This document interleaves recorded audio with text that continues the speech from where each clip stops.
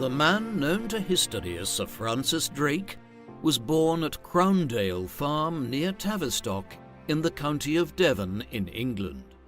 The year and date of his birth are unknown, with estimates ranging from anywhere between 1538 and 1544, with around 1540 being the most likely date. His father was Edmund Drake, who was a yeoman farmer, the second son of John and Marjorie Drake, who farmed over 180 acres of land leased from the abbot of Tavistock Abbey. Francis's mother was Mary Milway, who Edmund married in the late 1530s. Together, they would have 12 children, of whom Francis was the eldest. He was most likely named after his godfather, Francis Russell, later the second Earl of Bedford, whose father John, Lord Russell, was granted Tavistock Abbey and its surrounding lands following the dissolution of the monasteries in the mid to late 1530s. Francis Drake grew up during a period of religious instability brought about by the English Reformation, launched in 1534 when King Henry VIII of England took the Church of England under state control and broke away from the authority of the Pope in Rome, who refused him permission to divorce his first wife, Catherine of Aragon. The Protestant Reformation was driven by the king's religious advisers who believed that the Roman Catholic Church was corrupt and decadent. Nevertheless, in these early years, the bulk of the English population remained Roman Catholics, and Protestantism only slowly found purchase, first amongst elites in the towns, and then spreading throughout southern England to places like Drake's native Devon. In 1549, Edmund Drake moved his family to Kent. Francis later claimed that his devout Protestant family was escaping from religious persecution following the Prayer Book Rebellion, which erupted in southwest England in 1549 when Catholics took up arms in response to the introduction of the Protestant Book of Common Prayer, although legal documents from 1548 suggest that Edmund Drake had been indicted for 2 robbery offences and had already left Tavistock, even though he was later pardoned. After moving to Kent, Edmund Drake served as a Protestant minister for the sailors of the King's Navy in Gillingham on the estuary of the River Medway. The young Francis would have seen military and commercial ships sailing up and down the river. Although the English Navy would eventually become the most powerful in the world, it was only in 1520 that Henry VIII established a permanent navy to protect the English Channel. While Henry spent much of his reign fighting wars against France, his divorce from Catherine of Aragon led to increased tensions with Spain, ruled by Catherine's nephew, Holy Roman Emperor Charles V. The Spanish were devout Catholics and sought to bring the Church of England back under the Pope's authority. Their cause was boosted in 1553 when Henry's son and heir, King Edward VI, a devout Protestant, died at the age of 16. His Catholic half-sister Mary succeeded him.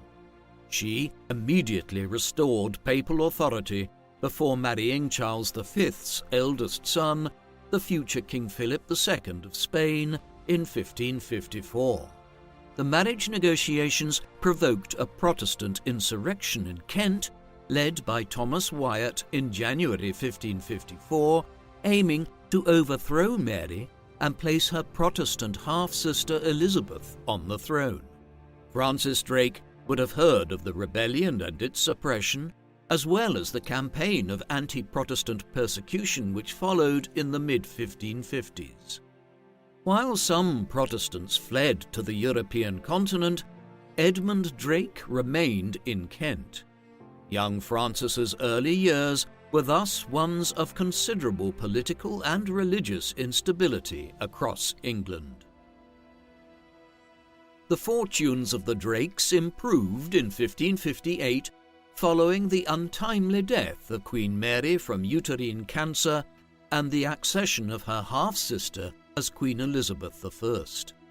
Elizabeth immediately split from Rome again and restored the independence of the Church of England as a Protestant church. In January 1561, Edmund was ordained a deacon and became vicar of the Church of St. Mary in nearby Upchurch. While Edmund taught his son the basics of reading and writing, in the 1550s Francis was apprenticed to the master of a bark, or small sailing ship, that was engaged in trade with France and the Netherlands, the latter of which were then under Spanish rule. This was the period of his apprenticeship at sea, as he learned the skills which would make him one of the first seamen of the 16th century. By his late teens or early 20s, he was already in command of a ship, and with his small crew, he headed for his native Devon, the home of some of England's finest mariners in the early modern era. There, he established contact with his distant relatives, the sea captains William and John Hawkins. The Hawkins brothers were determined to break the Portuguese monopoly on the slave trade in West Africa that had been given papal sanction via the Treaty of Tordesillas all the way back in 1494, an agreement which divided any newly discovered lands beyond Europe between Spain and Portugal along a meridian line. The Portuguese had sovereignty over the eastern portion, while the western part was given to Spain. While the Spanish initially used the Native American population to exploit the mineral wealth of the New World, much of the existing population had been wiped out by disease. With a labor shortage in the Americas, Portuguese slave traders soon began purchasing captured slaves from local rulers along the West African coast and transporting them across the Atlantic to sell them to the Spanish in the Americas. John Hawkins, in particular, was determined to muscle into this trade and capture some of it for England. In 1562 and 1564, he led 2 slaving expeditions to West Africa. It is possible that Drake accompanied Hawkins' first 2 voyages as a common seaman. Though his personal views on the morality of this human traffic are unknown, he was inspired by the profit-making potential and hoped to share in it. While Hawkins was preparing for a 3rd expedition in 1566, Queen Elizabeth forbade him from leaving in order to avoid potential hostilities. Nevertheless, on the 9th of November 1566, Hawkins allowed 3 ships to set sail commanded by a relative, Captain John Lovell. Drake was a member of this expedition. Over the next few months, Lovell attacked and looted 5 Portuguese ships carrying slaves and commodities before sailing towards the Spanish West Indies. By May 1567, he arrived at Rio de la Hacha, on the American mainland, now known as Rio Hacha in Colombia, where he was refused a license to trade by the Spanish colonial authorities by the port's treasurer, Miguel de Castellanos. After recognizing his weak bargaining position, Lovell set ashore more than 90 Africans and was back in Plymouth in early September. Hawkins was determined to exact vengeance on the Spanish following Lovell's failed mission, and in 1567 he was preparing 6 ships for a 4th voyage. The Queen supplied 2 ships from her navy, including the flagship Jesus of Lubeck, on which Drake served as an officer. Among the financial backers of the expedition was William Cecil, the Queen's Secretary of State at that time, and the lead figure in her government over a period of 4 decades.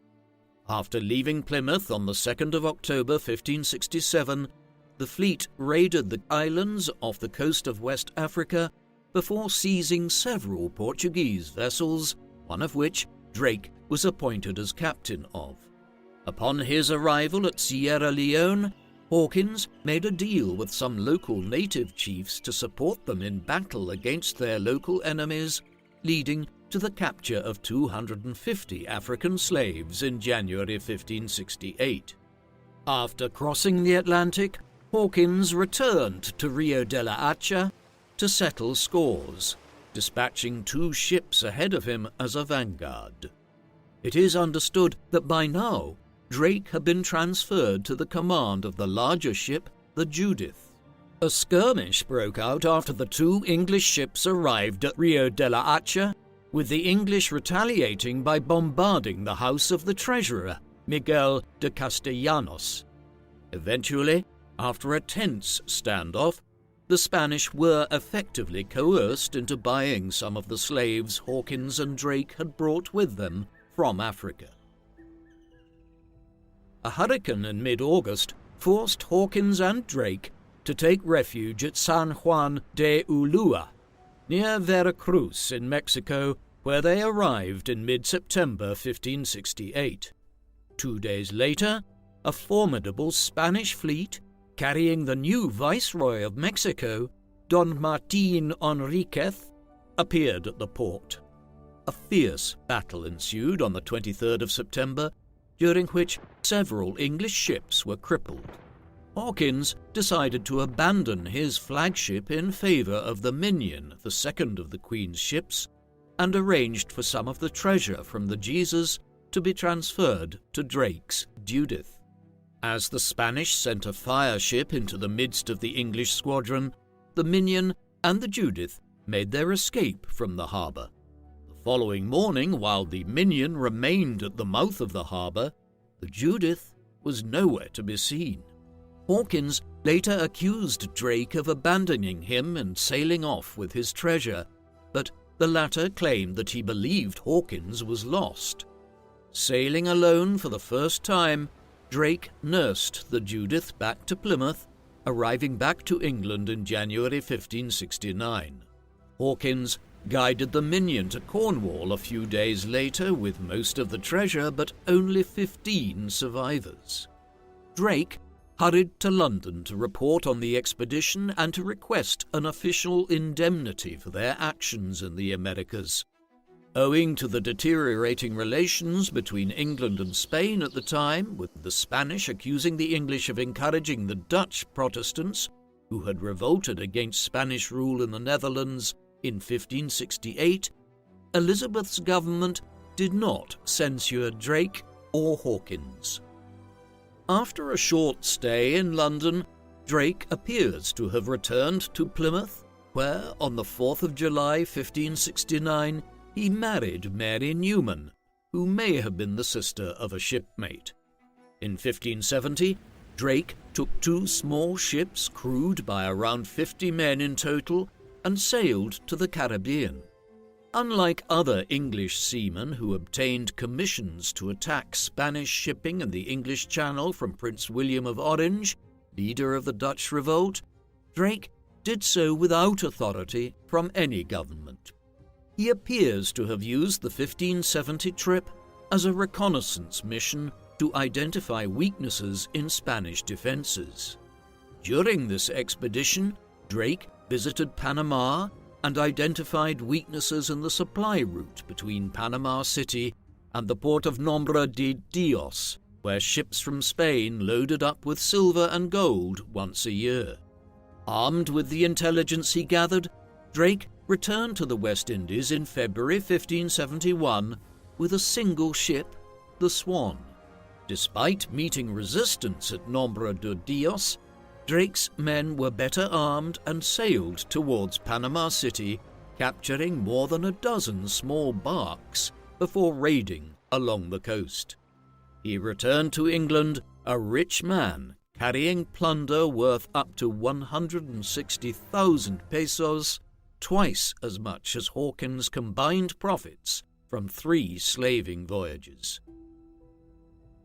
Drake's success was celebrated in Plymouth and inspired several other English seamen to attack Spanish colonial possessions in the Americas during what was now an unofficial Cold War between Spain and England, since Queen Elizabeth had been excommunicated by Pope Pius V in 1570. In this environment, figures like Drake and Hawkins were ideal tools of the English government, allowing them to attack Spain's colonial empire in a way which Elizabeth and her ministers could later claim they were not responsible for when the Spanish government protested.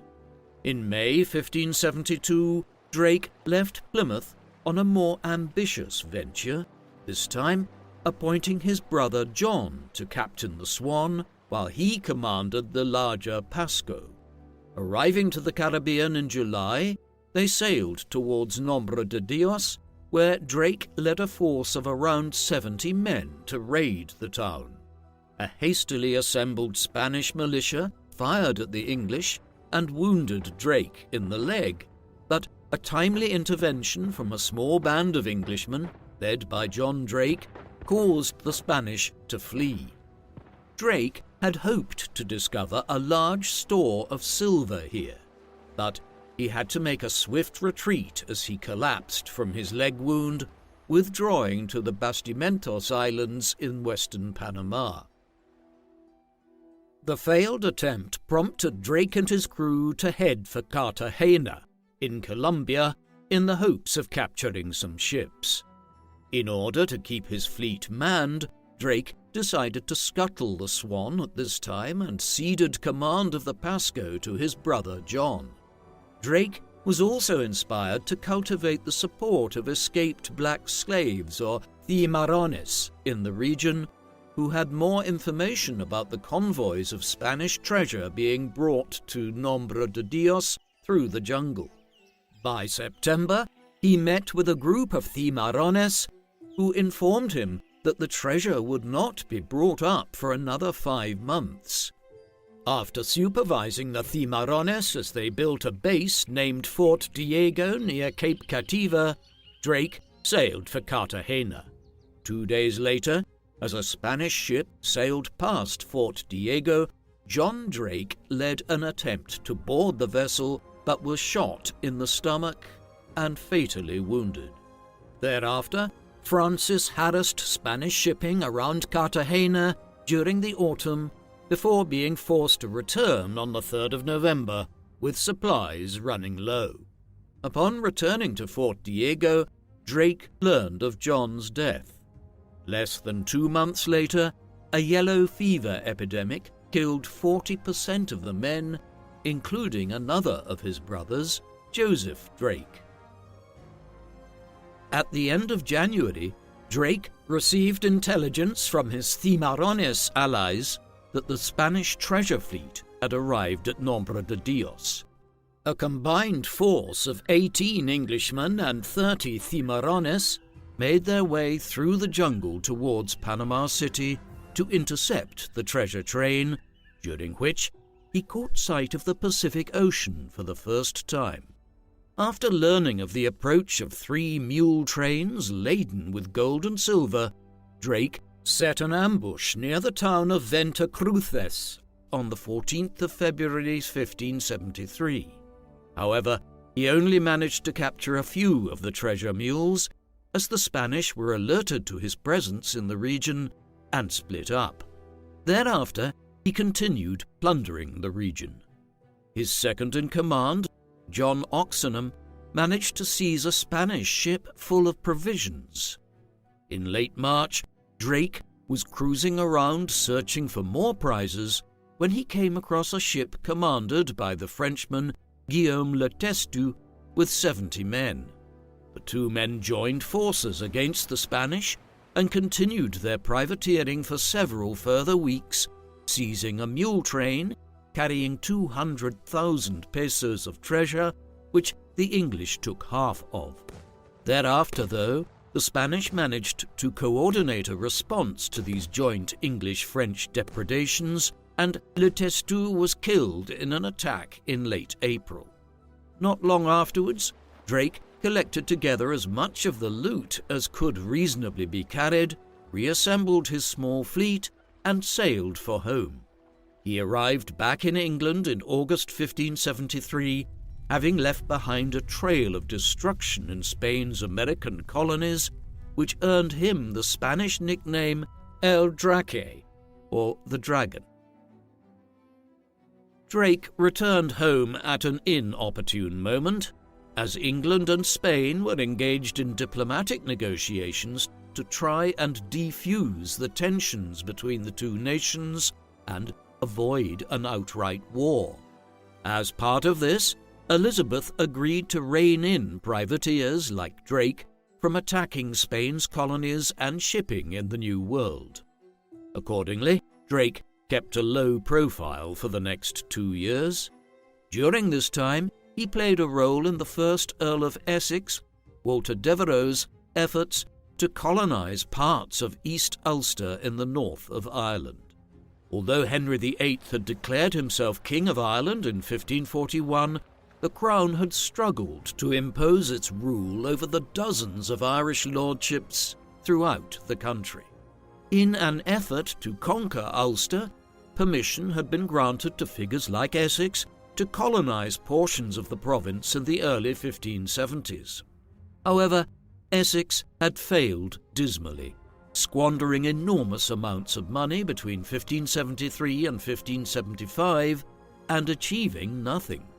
Facing imminent recall from Ireland in the summer of 1575, he set out to lay waste to the province with his army in an effort to save face. The final act of this campaign was a naval assault on Rathlin Island off the north coast of Ireland. Drake played a key role in this, piloting the Falcon, which took part in the raid. Over the space of a week in late July 1575, the expedition massacred hundreds of non-combatants across Rathlin Island, with as many as 600 Scots and Irish settlers there killed. It is one of the blacker marks on Drake's reputation.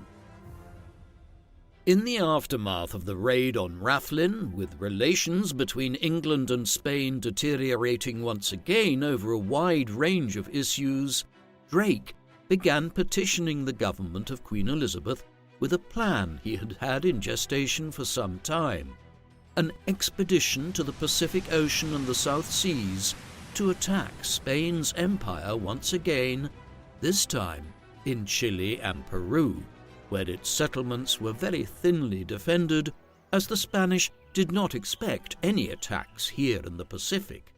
Drake's enterprise received backing from a syndicate that included two of Elizabeth's most powerful courtiers, Sir Francis Walsingham and Robert Dudley, 1st Earl of Leicester. According to the initial proposals, Drake was to sail through the Straits of Magellan at the southern tip of the Americas, then up the Pacific coast of South America, attacking the thinly defended Spanish settlements there, before returning to England the same way. Against the background of deteriorating Anglo-Spanish relations, Queen Elizabeth provided 1,000 crowns on the understanding that Drake would also be raiding Spanish shipping. Nevertheless, the Queen retained plausible deniability by refraining from issuing written instructions and refusing Drake's request for one of her ships. In 1576, Drake built his flagship, the Pelican, a vessel 30 meters in length and 6 meters wide with 22 guns, better known by its later name, the Golden Hind. Drake's fleet sailed out of Plymouth on the 15th of November 1577, with many of the men under the mistaken impression that they were headed to the Mediterranean. Almost immediately the ships were damaged in a storm and took refuge in Falmouth, before returning to Plymouth to make the necessary repairs. On the 13th of December, the fleet set sail once again, arriving off the coast of northwest Africa 2 weeks later, where the crew realized that they were not going to Alexandria. Drake captured a Portuguese ship along with its pilot, Nuno da Silva. After keeping the ship, renamed the Mary, and its pilot, Drake sent the rest of the crew back in one of his pinnaces. Drake initially gave command of the Mary to Thomas Doughty, a nobleman with court connections who had been with Drake in Ireland, but soon the men switched commands. Doughty appears to have been accused of stealing some loot on the Mary, and after an investigation, Drake made the exchange as a sign of his continued trust in Doughty. However, over the course of the journey to South America, Doughty began to stir up trouble on the flagship, which led Drake to demote him to the command of the Swan, a small supply boat. The fleet reached the coast of Brazil on the 5th of April, and Drake sailed southwards, guided by Nuno's Portuguese maps. During the southward journey, a storm separated the fleet, and Drake stopped at the Deseado River to regroup. When the Swan returned to the fleet on the 17th of May, Drake learned that Doughty was continuing to exaggerate his connections to the court and his usefulness to the voyage. Drake responded to this challenge to his authority by tying Doughty against the mast of one of his ships. Having lost a number of men to disease, Drake decided to scuttle the Swan. By the 20th of June, Drake reached Fort St. Julian, a little north of the Strait of Magellan. 10 days later, matters came to a head with Doughty, and in order to avoid a mutiny developing, Drake placed him on trial and had him executed on the 2nd of July. On the 11th of August, as he prepared to tackle the Straits of Magellan, Drake assembled the company and informed them that while at sea, sailors and gentlemen were of equal rank. He acknowledged the dangers of the onward passage and offered one of his ships, the Marigold, to those who wanted to return home, but for the time being all stuck with him. On the 17th of August, after consolidating his fleet once more, Drake set forth with 3 ships, the Pelican, the Elizabeth, and the Marigold. As he was set to enter the Straits on the 20th of August, he renamed the Pelican the Golden Hind, in honour of his patron at court in England, Sir Christopher Hatton, the Lord Chancellor of England, whose family crest featured an image of a golden hind. Although nobody on the ship had ever crossed through these waters, Drake managed it within 16 days and was in the Pacific on the 6th of September. While contemporary maps showed that the Chilean coast extended northwest, Drake discovered that it extended almost directly north. In late September, the fleet was separated in a storm. The Marigold and its 29 men were lost, while the Elizabeth decided to turn round and returned to England in June 1579. Drake decided to take refuge from the weather in the Straits of Magellan, where he discovered that the land to the south, Tierra del Fuego, was an island and not a continental landmass, and it was possible to sail to the south of it. The passage around Cape Horn, on the tip of South America, was thus named Drake's Passage. After the storm cleared on the 28th of October, Drake headed north up the coast of Chile for Peru. On the 25th of November, he reached the island of Mocha off the Chilean coast, but after initially being welcomed by the native population, Drake's men were attacked. 2 Englishmen were mortally wounded, another 2 captured and killed, while the rest of the party, including Drake, suffered serious wounds. Drake led the survivors back to the Golden Hind, keen to do more damage to Spanish trade, and continued raiding Spanish ships and ports along the coast, taking prisoners along the way.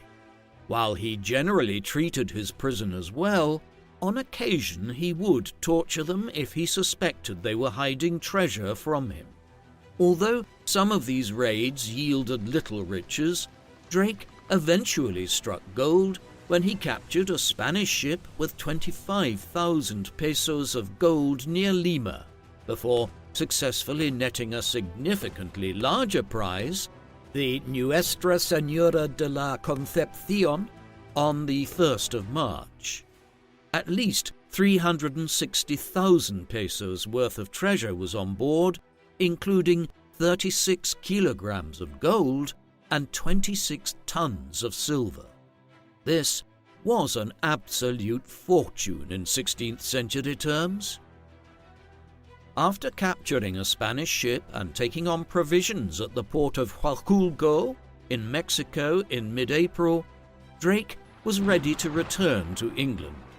Although he had initially planned to return the way he came, he decided against it due to the perilous weather he experienced and the belief that the Spanish might be ready to intercept him.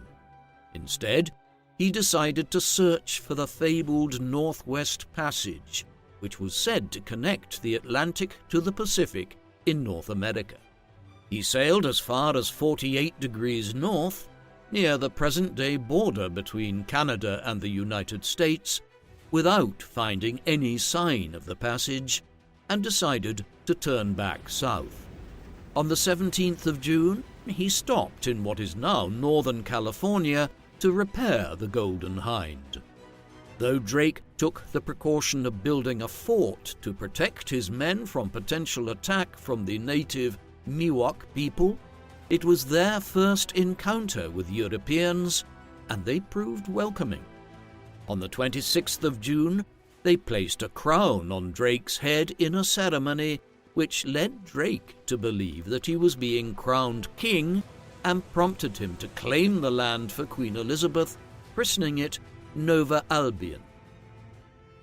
After leaving on the 23rd of July, Drake sailed westwards into the Pacific. He was now intent on circumnavigating the world, a feat which had only been accomplished on one other occasion, by the Spanish expedition initially led by Ferdinand Magellan over half a century earlier, between 1519 and 1522. By early November, Drake and his men had sailed across the Pacific Ocean and had reached the Moluccas, the fabled Spice Islands in the East Indies. Here, Drake made contact with local chiefs such as Sultan Babullah of Ternate, and purchased several tons of spices like pepper and nutmeg, goods which were worth more by weight than gold itself back in Europe. Unfortunately, though, after the Golden Hind ran aground upon a reef near the Celebes Islands in January 1580, Drake had to take the decision to dump a large portion of the spice in order to reduce the weight of the ship. Thereafter, they resumed their homeward journey. After rounding the southern coast of Java in late March, Drake sailed around the Cape of Good Hope at the southern tip of Africa in June. 3 months later, on the 26th of September 1580, the Golden Hind arrived in Plymouth. Drake had now led only the second successful circumnavigation of the globe and had brought back an absolutely enormous bounty of gold, silver, and spices to England. Although concerned that her reception of him would exacerbate tensions with Spain, Queen Elizabeth could not resist claiming a portion of the plunder, and she soon invited Drake to court and promised that he would be well received. Bearing gold and silver gifts, over a 6-hour interview, Drake informed the Queen of his adventures and the newly discovered lands he claimed on her behalf. He was allowed to take his share of £10,000 and another £14,000 for his crew before the spoils were registered with the government. Elizabeth recognized that Drake was a popular hero for the Protestant cause and decided to keep the looted treasure and loaned part of the sum to the Dutch Protestants. During the New Year festivities in 1581, Drake was awarded sumptuous gifts from the Queen. At the beginning of April, He took the Golden Hind from Plymouth to Deptford in Kent, where he was knighted. Now in his early 40s, Sir Francis Drake had been honoured by his queen for over a decade of bold enterprises on the high seas, the expense of her Spanish rival. On account of his increased status and wealth, Drake bought the former monastery of Buckland Abbey near Plymouth for £3,400, taking possession in the summer of 1581. He also purchased numerous other properties in Devon, becoming a major landholder here in the process. As a man of considerable means, he began to involve himself in politics. After briefly becoming a Member of Parliament for Camelford in Cornwall in early 1581, he became Mayor of Plymouth in September, and during a short stint in the office installed a compass at Plymouth Hoe and attempted to regulate the pilchard trade. But Drake still had no heir for his extensive properties when his wife Mary died in January 1583.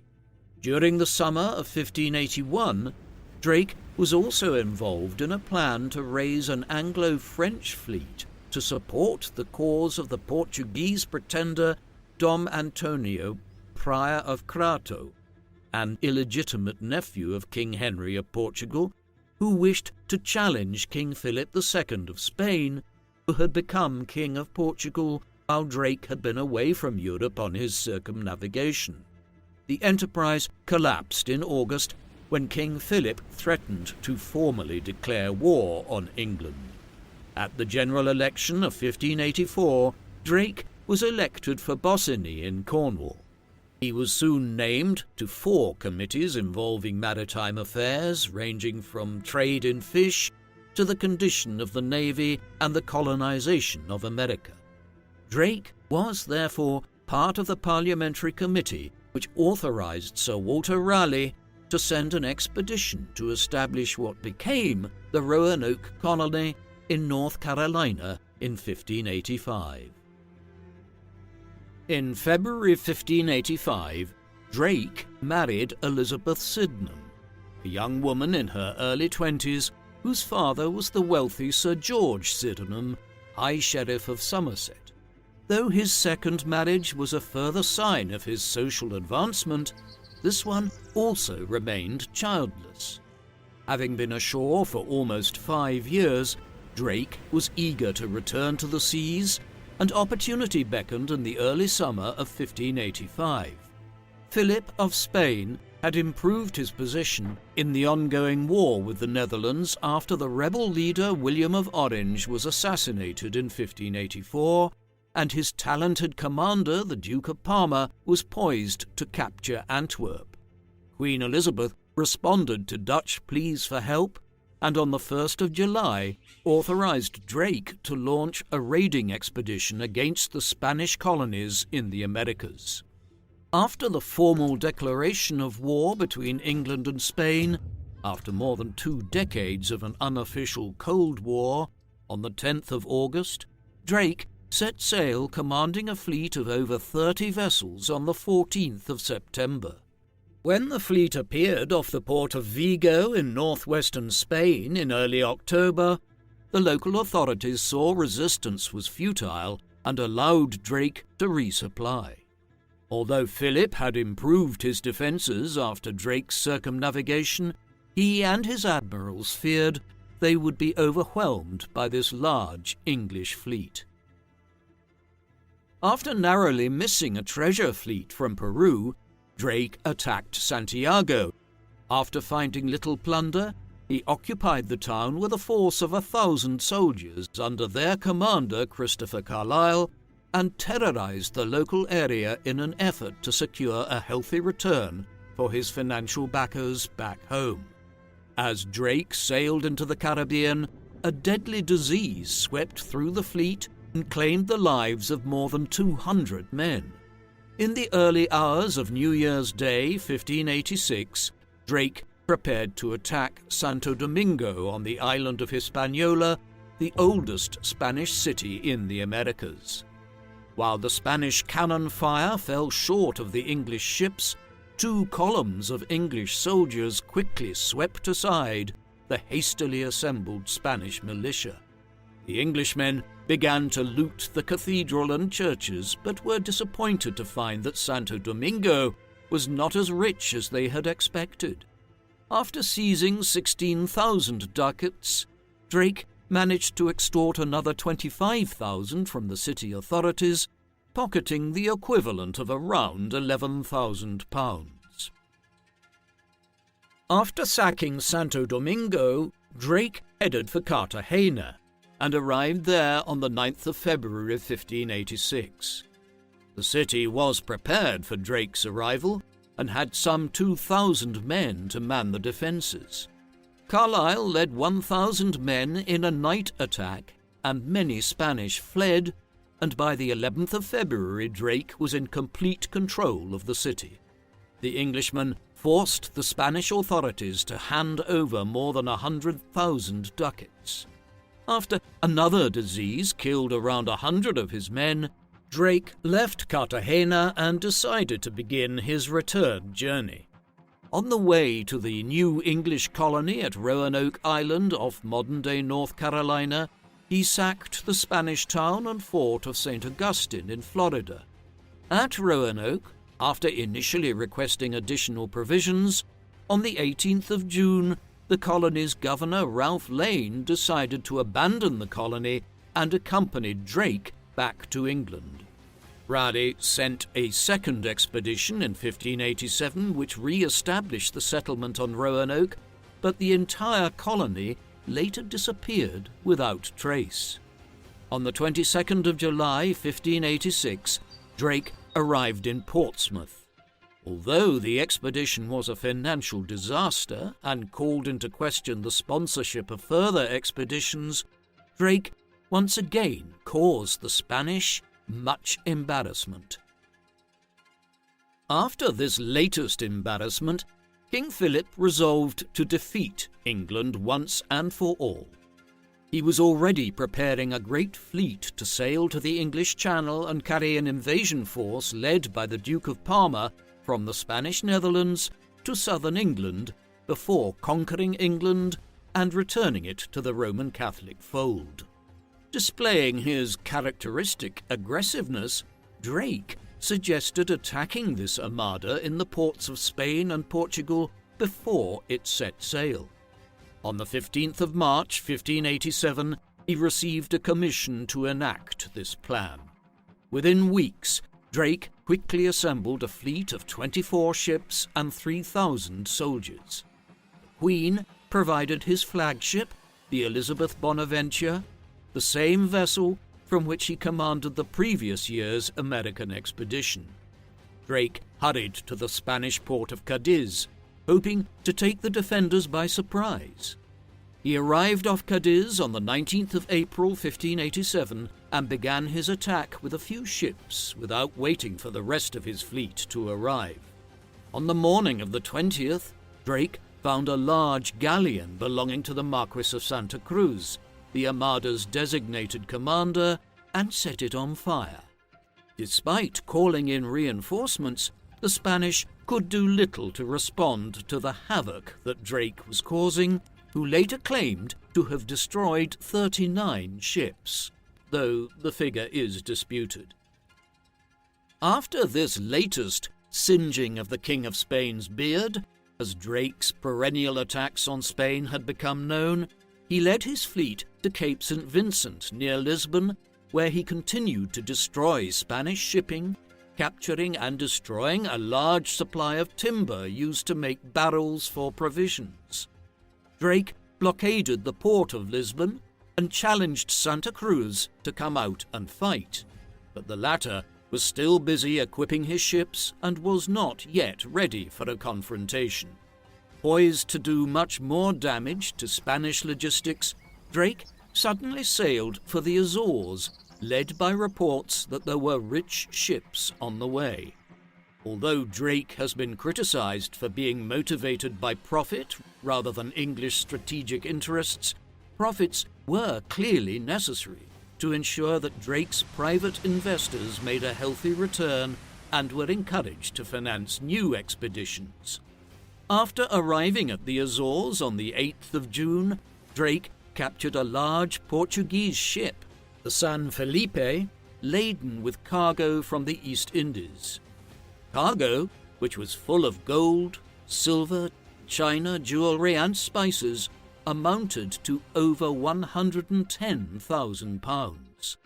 Though Drake was already back in Plymouth by the 26th of June, Admiral Santa Cruz embarked on a wild goose chase that caused the invasion of England to be postponed to 1588. The delay in the invasion gave Elizabeth another year to prepare for the Armada, while Admiral Santa Cruz died in February 1588 and was succeeded by the Duke of Medina Sidonia as the chief Spanish naval commander, an efficient administrator, but one with little combat experience. Back in England, Drake was invited to sit on the council which was preparing England's defences against the Spanish Armada of 1588. Two armies were raised to defend English soil if the Spanish armies landed. The English fleet was commanded by the Lord Admiral Charles Howard of Effingham. Initially, he would depend on advice from Drake as his vice-admiral. The initial English plan had been to divide the fleet into two, with Drake protecting the entrance to the Channel and Howard keeping an eye on Parma in the Spanish Netherlands along the coast of what is now Belgium. Drake hoped to launch another preemptive strike, but his efforts were hampered by a peace offer to Elizabeth from Parma, even as Drake received intelligence that the Armada was being concentrated in Lisbon and was preparing to sail for the English Channel. Drake urged the Queen for more ships for his western squadron and continued to lobby for an attack on the Spanish coast. On the 13th of May, the Queen ordered Howard to join Drake with 16 ships. After joining up on the 23rd, the two men established a close working relationship over the following weeks.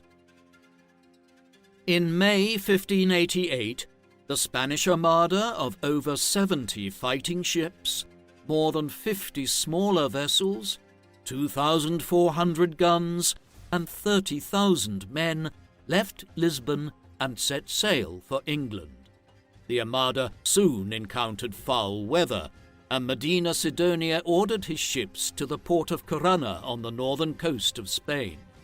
Drake and Howard received reports of Medina Sidonia's troubles and sought to take advantage, but were forced to return to Plymouth due to unfavourable winds. On the 12th of July, the Armada left Corunna and appeared off Cornwall just a week later. According to a popular legend, Drake was informed while playing a game of bowls and remained unfazed, remarking, quote, "Time enough to play the game and thrash the Spaniards afterwards." There is no contemporary evidence for the anecdote, but the wind was against the English, and it would not have done much good to put out to sea. Nevertheless, Drake must have been worried. After 20 years of attacking Spain's empire and shipping, if the Spanish armies made landfall in England, Drake would be one of their top targets for arrest and execution. Medina Sidonia had been ordered by Philip not to engage with the English fleet, but to head to the Dutch coast to join up with Parma's 17,000 men before landing in Kent. But several of his subordinates favoured an attack on the English fleet and a landing in southwest England. On the 20th, Drake and Howard left Plymouth Harbour with 55 ships, Drake on the Revenge and Howard on the Ark Royal. Although the Spanish ships were larger and more imposing, they were less agile than their English counterparts. Furthermore, Spanish naval tactics and training continued to prioritize boarding enemy ships, while the English preferred to blast at the enemy with cannon. By the 21st, the English fleet managed to position themselves with the wind behind them to attack the Spanish as the Armada sailed east towards the Isle of Wight. The San Juan de Portugal, flagship of the Spanish second-in-command, Juan Martínez de Recalde, bore the brunt of the action. While coming to Recalde's aid, the Spanish galleon Nuestra Señora del Rosario crashed into the San Juan and was disabled. On the 22nd, while pursuing the Armada, Drake came across the stricken Rosario and forced its admiral Pedro de Valdez to surrender. By the time he rejoined Howard, the English fleet was in disorder, since Drake was supposed to be leading the pursuit and had switched off his lantern. Though he captured a rich prize, Drake jeopardized the fleet and encouraged resentment among fellow captains. On the 23rd, a larger engagement took place off Portland Bill, the southernmost point of Dorset. The wind had shifted in the Armada's favour, enabling Medina Sidonia to attack, but by 10 o'clock it shifted back towards the English and allowed Drake to launch a counterattack targeting Medina Sidonia's flagship, the San Martin. Despite the intensity of the fight, no ships were sunk, a reflection of the inexperience of the crews. After another relatively ineffectual battle off the Isle of Wight on the 24th, Howard divided his command into 4 squadrons. Martin Frobisher led the landward squadron, with Drake heading the seaward wing, and John Hawkins and Howard in the centre. On the 25th, with Medina Sidonia seemingly in a position to land on the Isle of Wight, Drake launched an attack that threatened to drive the Armada aground, forcing Medina Sidonia further along the channel. On the 27th, the Spanish commander arrived in Calais in neutral France, where he believed he would be safe from English attack. Medina Sidonia and Parma also wondered how they were going to go through with the king's plan. The Armada could not use the small ports that Parma was using, but the small boats that Parma had were unsuitable for the open sea. With Medina Sidonia bottled up in Calais, Howard called a war council on the Ark Royal, which decided to send fire ships against the Armada. These were ships which were effectively set on fire and used as a kind of flammable missile.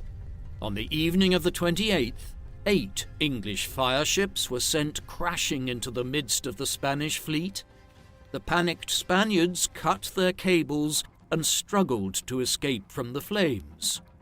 Although the fire ships eventually burned out on the coast and failed to destroy a single Spanish ship, the Armada was in disarray, giving the English fleet a golden opportunity to attack isolated ships one by one on the 29th near the port of Gravelines.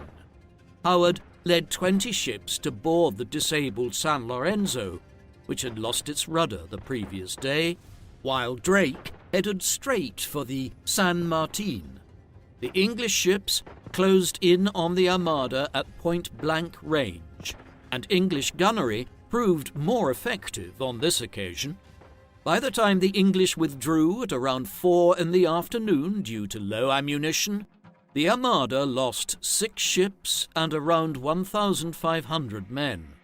While the Armada was still a major threat, a growing wind, signalling the beginning of a terrible and unusual summer storm in the English Channel and North Sea, was beginning to blow through and carry the Spanish ships into the North Sea. Drake and Howard shadowed the Armada along the east coast of England to Scotland, before calling off the pursuit on the 2nd of August. Though Drake was disappointed that he did not inflict more damage on the Armada, the weather did the rest. After sailing around Scotland, dozens of Spanish ships ran aground on the coast of Ireland. Nearly 24 ships were lost here, while the rest limped back to Spain. The fearsome Spanish Armada had been to vote for subsidies for the Queen so that the English state could more effectively wage war against Spain. In 1595, Drake was in his mid-50s, though he had lost none of his desire to return to sea.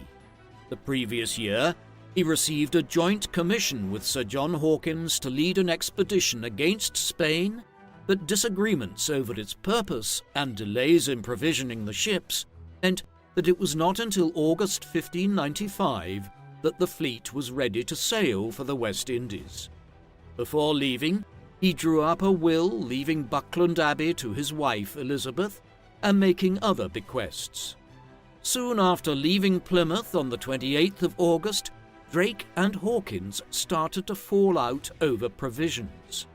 Having lost some of the aggression from his younger days, Drake fumbled an attack on the Canary Islands to take on water. By the time they got to Guadeloupe in the Caribbean on the 27th of October, Drake hoped to go directly to Puerto Rico to confront a Spanish fleet of 5 treasure ships. This time, Hawkins preferred to wait. After the English fleet arrived at Puerto Rico on the 12th of November, Hawkins died of illness. The Spanish treasure fleet had arrived at the Puerto Rican capital of San Juan 9 days earlier and gave the island advance warning of the English approach. During the ensuing Battle of San Juan, a cannonball from the El Morro fortress smashed into Drake's flagship, the Defiance, narrowly missing the admiral at his dinner table, but wounding several of his companions. On the night of the 13th of November, Drake sent a force of small boats to burn the enemy's ships, but failed to make much of an impact before being forced to retreat. Drake decided to turn his attention to the South American coast and burned the familiar port of Rio de la Hacha to the ground. On the 21st of December, the fleet sacked Santa Marta before arriving at Nombre de Dios on the 27th. While the town was taken, the Englishmen found little worth taking beyond a few gold and silver bars. Drake ordered his second-in-command, Sir Thomas Baskerville, to take the mountainous route to Panama City with 800 men, while the admiral would proceed along the Chagres River. After being repulsed at a Spanish fort constructed only 2 days earlier, Baskerville returned to Nombre de Dios on the 2nd of January 1586. Although Drake and Baskerville resolved to attack Spanish towns in Nicaragua and Honduras, and made preparations off the coast of the island of Escudo de Veraguas, the wind was against them, and on the 23rd, Drake decided to head back towards Panama. By the time the fleet was off the coast of Portobello in Panama, Drake was seriously ill with dysentery and was confined to his cabin. The admiral lay dying on the evening of the 27th and began making final preparations for the expedition after his passing.